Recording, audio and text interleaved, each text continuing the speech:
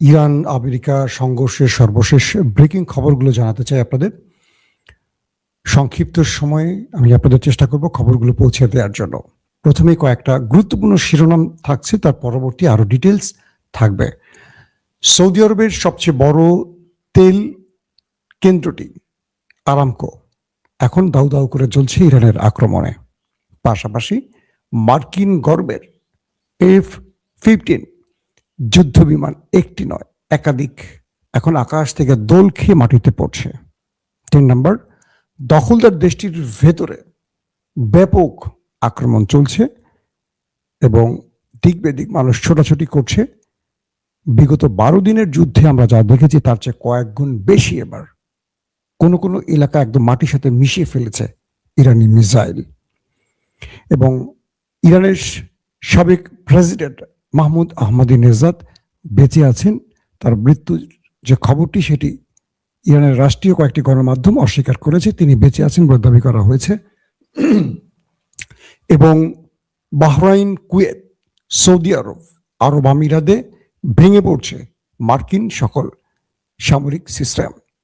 বহু অঞ্চল থেকে মার্কিনিরা পালাতে শুরু করছে এবং বিভিন্ন জায়গায় মার্কিন রাডার সিস্টেম অকেজো করে দিয়ে, অন্ধ করে দিয়ে তাদের উপর ব্যাপক ধোলাই চালাচ্ছে এখন ইরানের IRGC।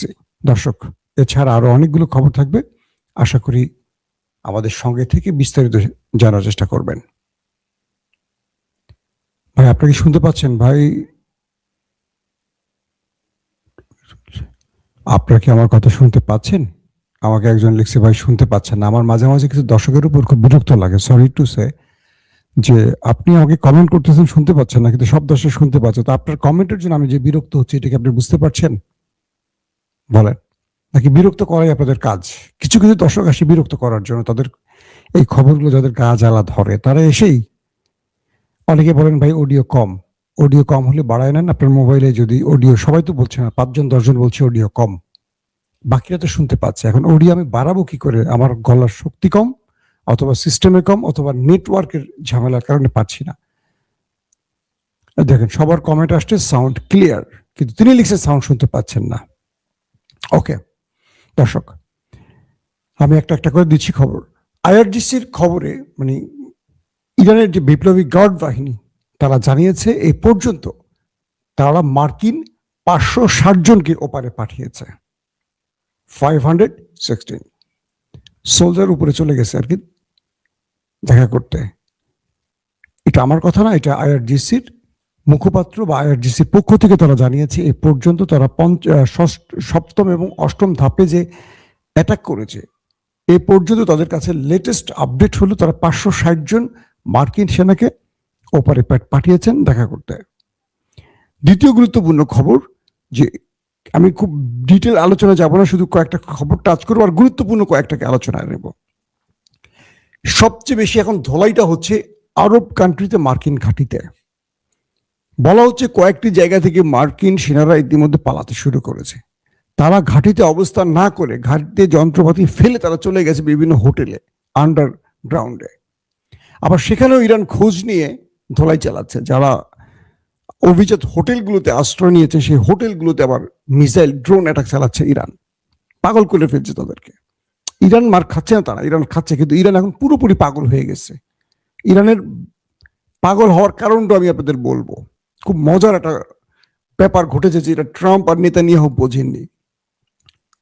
ধারাবাহিক দিয়ে নেই, পাগল হওয়ার ঘটনাটা বলবো আপনাদের। 1, কুয়েত এবং বাহরাইনে মার্কিন ঘাঁটির কার্যক্রম বন্ধ হয়ে গেছে, কারণ বাহরাইন এবং কুয়েতে এত ম্যাসিভ আকারে ইরান অ্যাটাক করেছে, তাদের ঘাঁটিগুলো মোটামুটি লন্ডভন্ড করে ফেলেছে, কিচ্ছু অবশিষ্ট নাই, শুধু সব পুরে ছাই হয়ে গেছে। IRGC বলছে এখানে প্রচুর সেনা নাই হয়ে গেছে তাদের, এবং পুরোপুরি কার্যক্রম বন্ধ করে এখান থেকে সরে গেছে মার্কিন সেনারা। এটা হলো কুয়েত এবং বাহরাইনে। এবং তারা বলছে শত শত সেনা নিহত হয়েছে। কারা বলছে? ইরানের বিপ্লবী গার্ড বাহিনী। এবং তারা বলছে যে ওই অভিযানটি যে আজকে চলছে, এটা 7ম এবং 8ম ধাপের কথা বলছে, একটা ফেজে আক্রমণ হয়। এখন চলছে ইরানের 7ম এবং 8ম ধাপ। এই 8ম ধাপ পর্যন্ত তারা 560 জনকে ওপারে পাঠিয়েছে, এটা বলছে। পাশাপাশি তারা বলছে US এবং ইসরায়েলের ব্যাপক ড্রোন অ্যাটাক করেছে, এবং আজকে যে ড্রোনগুলো অ্যাটাক করছে এগুলো একটু আকারে বড়, শক্তিশালী, এবং এগুলো একটু বড় বিস্ফোরক বহন করতে পারছে। আইআরজিসি বলছে ইউএস এবং ওই দেশটির মধ্যে, ইউএস এবং তার ওস্তাদের দেশের মধ্যে ব্যাপক ড্রোন এবং মিসাইল অ্যাটাক করা হয়েছে আজকে। এতে করে এই অ্যাটাকের ফলে দুই দেশের, মানে আমেরিকার তো ভেতরে না, আমেরিকা হলো যেগুলো আরব কান্ট্রি বা 27টি তার যে ঘাঁটি, সেই ঘাঁটি, আর ওইখানে ওদের দেশের মধ্যে তেল আবিবের ভেতরে, হাইফার ভেতরে সহ আরো অনেকগুলো শহরে ম্যাসিভ আকারে আক্রমণ এখন চলছে, অব্যাহত আক্রমণ চলছে। এবং এখন পর্যন্ত এইবারের ক্ষেত্রে ইরানকে দেখছি যে ইরান কথা বলছে কম। এতদিন ইরান কথা বলতো, এবার ইরান কথা বলছে না, শুধু মেরে যাচ্ছে, চুপচাপ করে মেরে যাচ্ছে, প্রচার করছে না আমরা এটা করছি ওটা করছি, খুব কম বলছে। বাট আইআরজিসির পক্ষ থেকে কিছু কিছু শুধু ব্রিফ করা হচ্ছে, আপডেট ব্রিফ করা হচ্ছে, যে কারণে আমরা বুঝতে পারছি না, নতুবা এবার আমরা তথ্য সেভাবে পাচ্ছি না যে ইরান কি পরিমাণ ক্ষতি করছে। কারণ ইসরায়েল, আমেরিকা তাদের এই ক্ষতিটা গোপন করে, কারণ তাদের নেতা নাই তো, তাদের মাথা এখন এলোমেলো হয়ে গেছে। আইআরজিসির পক্ষ থেকে বলা হয়েছে পারস্য উপসাগরে ও হরমুজ প্রণালীতে তারাও সেখানে ব্যাপক অ্যাটাক করেছে। এতে প্রায় 3 থেকে 5টি তেলবাহী জাহাজ পুরে ডুবে গেছে পানিতে। আর এই 3 থেকে 5টি জাহাজের কথা বলছি, এগুলো ছিল মার্কিন এবং ব্রিটিশ তেলবাহী জাহাজ। হরমুজ প্রণালীতে এ তো বন্ধ করে দিয়েছে, আপনারা জানেন। এখানে শত্রুদের কোন বন্ধুকে পেলেও মাইট দেওয়া শুরু করছে। ধরেন আমেরিকার জাহাজ পাচ্ছে তো মারতেছে, তো ঠিক আছে, ব্রিটিশরা পাচ্ছে মারতেছে। যদি আমেরিকা, ইসরায়েল, ব্রিটিশ বা সৌদি আরবের কোনো বন্ধুকেও পাচ্ছে, ধরে কান ধরে ঠাস ঠাস করে এটা মাইট দিচ্ছে, এরকম আর কি। ইরান কাউকে ছাড় দিচ্ছে না, এখন যাকে পাচ্ছে তাকে মাইট দিচ্ছে, যারা ওই শত্রুর বন্ধু তাদেরকেও মাইট দিচ্ছে। ইতিমধ্যে সাইপ্রাসে ব্রিটিশ ঘাঁটিতেও ড্রোন এবং মিসাইল অ্যাটাক করেছে ইরান, বুঝতে পারছেন, সাইপ্রাসে ব্রিটিশ ঘাঁটিকেও। এবং জার্মান বলছে যে আমরা আমেরিকাকে এই যুদ্ধে সাহায্য করতে চাই, প্রয়োজনে সেনা পাঠাবো, অথবা এই যুদ্ধে জার্মান সরাসরি যুক্ত হবে। আহা হা, সব শালারা মানে একজোট হয়ে গেছে। বিশ্বযুদ্ধে কারা কাদের বিরুদ্ধে লড়াই করছে মনে আছে? এই জার্মান ছিল, মানে এই জার্মানির পক্ষে ছিল তুরস্ক, আর সেভাবে তুরস্কর ওসমানী সালতানাতের ধ্বংস হয়। আর আজকে জার্মান কাদের বন্ধু? সেই ব্রিটিশ, সেই আমেরিকানদের বন্ধু, যাদের বিরুদ্ধে দ্বিতীয় বিশ্বযুদ্ধে তারা যুদ্ধ করেছিল। এটাই হলো ইতিহাস। এরপরে বলা হচ্ছে যে কুয়েতের আবু আল সালিম যে নৌঘাটি, মার্কিন যে অনেক বৃহৎ একটা নৌঘাটি কুয়েতে অবস্থিত, আবু আল সালিম, এই নৌঘাটিটাকেও মোটামুটি শেষ করে ফেলছে, পুরে ছাই হয়ে গেছে। এখানে ম্যাসিভ আকারে অ্যাটাক করেছে ইরান। এবং বলা হয়েছে যে আরেকটি নৌঘাটি আছে, সেটি হলো মোহাম্মদ আল আহমদ নৌঘাটি, এটিকেও মোটামুটি অর্ধেক বা তারও বেশি ধ্বংস করে ফেলেছে ইরানের অ্যাটাকে। বাহরাইনের রাজধানী মানামায় মার্কিন যে সবচেয়ে বড় নৌঘাটি, এখানেও প্রায় 4টি বৃহৎ ড্রোনের অ্যাটাক হয়েছে নতুন করে, এবং এগুলো মোটামুটি অকেজো বা অচল করে ফেলেছে ইরান। মানে মার্কিন ঘাঁটিগুলো সংস্কার করে ফিরে আসতে বহু সময় লাগবে, মোটামুটি অচল করে ফেলেছে। আর আজকের সবচেয়ে বড় যে খবর, আমি যাবো তার আগে আরো কয়েকটা খবর দিই। কুয়েতে একাধিক মার্কিন যুদ্ধ বিমান ভূপাতিত হয়েছে, একটি নয়, একাধিক। এবং বেশ কজন পাইলট পাকড়াও করা হয়েছে। তারা যখন মাটিতে পড়েছে প্যারাশুটে বা কোনোভাবে, এদেরকে কুয়েতিরা ধরে আগে উত্তম মাধ্যম দিয়েছে। চিন্তা করতে পারেন, কুয়েতের সরকার হলো আমেরিকার পাপেট, দালাল। কিন্তু কুয়েতের জনগণ যখন দেখলো যে পাইলট আকাশ থেকে পড়ছে, সবাই ধরে আগে পেটান শুরু করছে ব্যাপক আকারে, মার্কিন পাইলটরা। তার মানে সরকার ওদের দালাল হতে পারে, জনগণ আমাদের মতোই। আমরা আসলে একটা জিনিস বুঝলাম যে জনগণ কখনো গোলাম হয় না, হয় সরকার গোলাম। যে বিএনপি গত 15.5 বছর আওয়ামী লীগকে ভারতের গোলামির কথা উল্লেখ করেছে, এখন আমরা দেখতে চাই সেই বিএনপি কি করে। দেখছেন তো কম বেশি নাকি? রাষ্ট্র যখন ক্ষমতায় বসে গোলাম হয়ে যায়, মানে সরকার গোলাম হয়ে যায়, জনগণ কখনো গোলাম হয় না। জনগণকে ঋণের বোঝা কাঁধে দিয়ে গোলাম বানিয়ে রাখে সরকারগুলো। আসেন তারপরের গুরুত্বপূর্ণ খবর। আরব আমিরাত সবচেয়ে বড় বিস্ফোরা মধ্যপ্রাচ্যের, এইটারে তো মোটামুটি তুলকালাম পিটান পিটাইছে ইরান সমানে। এটা রাডার, সবচেয়ে বড় যে রাডার সিস্টেম, এটাকে অচল করে দিয়েছে ড্রোন এবং মিসাইল অ্যাটাকে। এখন আমেরিকা আর আরব আমিরাত চোখে কিছু দেখে না, কানা হয়ে গেছে। এই সুযোগে ইরান টার্গেটে গিয়ে হিট করছে। আরব আমিরাতের কোথায় কোথায় মার্কিন সেনারা আশ্রয় নিয়েছে, কারণ ঘাঁটি থেকে তো তারা পালাইছে, ইতিমধ্যে ঘাঁটি ক্লোজ করে তারা পালাবার দিকে ছুটছে আরব আমিরাতে। যেখানে যেখানে তাদের সন্দেহ আছে, এটা ইরানের জনগণ তো এখানে আছেই, আবার মধ্যপ্রাচ্যে তো মুসলিমরা আছে, সব তো মুসলিম কান্ট্রি, এখান থেকে ইরানকে তথ্য দিয়ে দিচ্ছে বা ইরানিদের মাধ্যমে তথ্যগুলো তারা পাচ্ছে যে কোন কোন হোটেলে আমেরিকার আশ্রয় নিছে। বাস চেহারা তো কালার কাটিং তো বোঝেন, যে আলাদা বোঝাই যায়। ইরান সেখানে সেখানে অ্যাটাক করতেছে। এখন সব জায়গায় তো আর ওদের আকাশ প্রতিরক্ষা সিস্টেম নাই। এর মধ্যে পৃথিবীর সবচেয়ে বৃহৎ উঁচু ভবন বা দুবাইয়ের বুর্জ খলিফাতেও হিট করা হয়েছে, বাট সেটা ইন্টারসেপ্ট হয়ে গেছে। তো আমি একটা ভিডিওতে দেখলাম বুর্জ খলিফাকে টার্গেট করে যে ড্রোন মারা হয়েছিল সেটি ইন্টারসেপ্ট করা হয়েছে, বাট কতক্ষণ জানি না। এটাও মোটামুটি থাকবে না হয়তো, আমরা আশা করি এটাও মাটির সাথে মিশে যেতে পারে যেভাবে অ্যাটাক চলছে। আসছি গুরুত্বপূর্ণ খবর, সৌদি আরবের সবচেয়ে বড় তেল শোধনাগার আরামকোতে ইরান ড্রোন অ্যাটাক চালিয়েছে। এখন সেটা দাউ দাউ করে চলছে পৃথিবীতে। এই আরামকোর মাধ্যমেই সৌদি আরব আজকে অর্থনৈতিকভাবে এই জায়গাটা দাঁড়িয়েছে।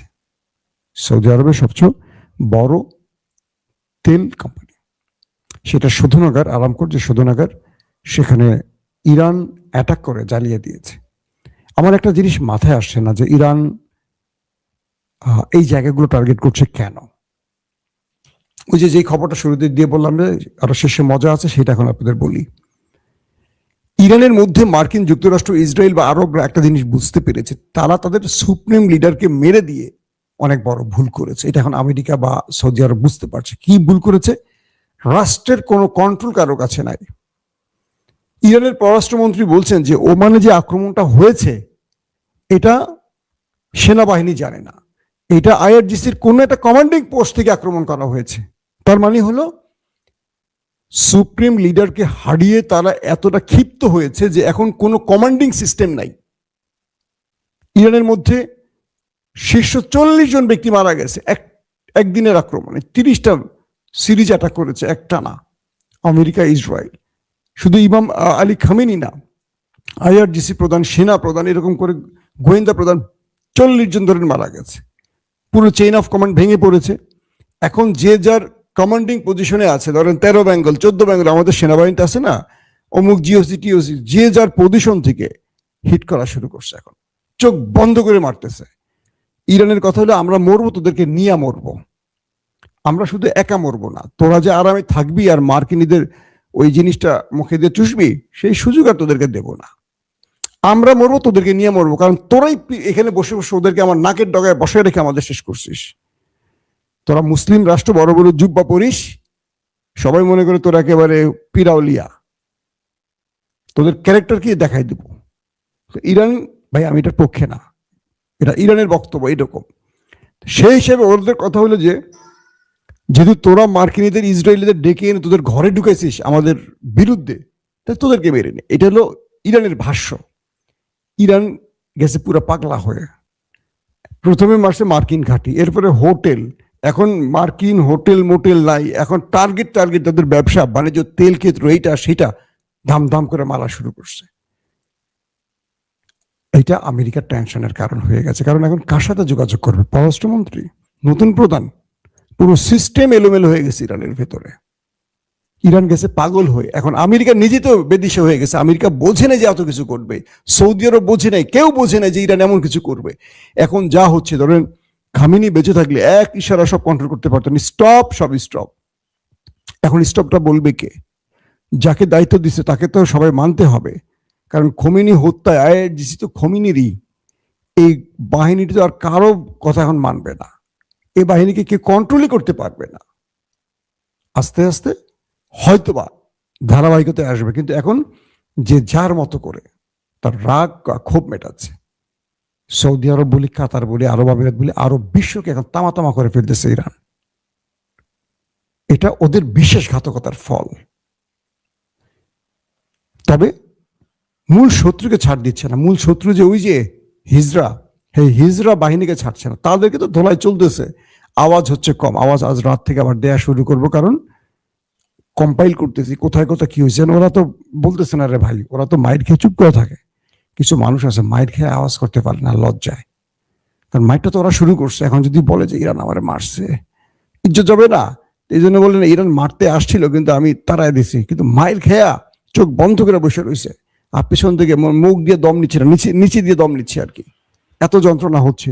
এটা এখন হিজড়াদের এই অবস্থাটা হচ্ছে, মাইর খায়া আর চলে বলতে পারতেছে না। আর ট্রাম্প তো বারবার প্রস্তাব পাঠাচ্ছে ইরানের সাথে ডায়ালগে, যুদ্ধবিরতির। ইরান বলছে কোনো সংলাপ নাই। সংলাপের লোক তো তুমি রাখো নাই, কার সাথে সংলাপ করবা? করো যুদ্ধ কয়দিন, তুমি মারছো আমি তোমারে মারবো, আমি শেষ হয়ে দেবো, বাট তোমাকে নিয়ে মরবো, তোমাকে বাঁচায় রেখে আমি মরবো না। যে কদিন বা ইরানের হাতে যা আছে মোটামুটি আশপাশের মধ্যপ্রাচ্যকে নিয়ে চলে যেতে পারবে ইরান। ইরানের কথা আমেরিকা বেঁচে থাকুক, কিন্তু বিশ্বাসঘাতকরা বেঁচে না থাকুক। আগামী দিনে সবাই যেন বুঝতে পারে বিশ্বাসঘাতকের পরিণতি কি হয়। প্রত্যেকে ভালো থাকবেন।